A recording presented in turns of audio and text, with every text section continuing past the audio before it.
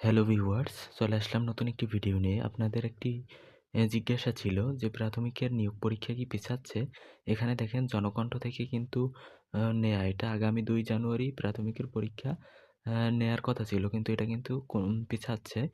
তো কবে নাগাদ পরীক্ষাটি হতে পারে তা আপনাদেরকে জানিয়ে দেওয়া হবে এই ভিডিওটার মাধ্যমেই।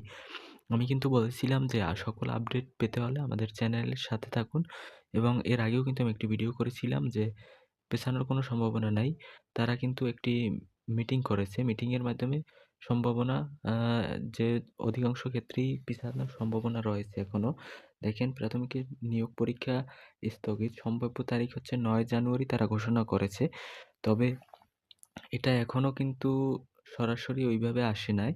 তো আপনারা যারা প্রস্তুতি নিতেছেন, আপনারা প্রস্তুতি নিতে থাকেন। পরীক্ষা আজ হোক কাল হোক হবে। হয়তোবা ১ দিন পরে, হয়তোবা ১ দিন আগে।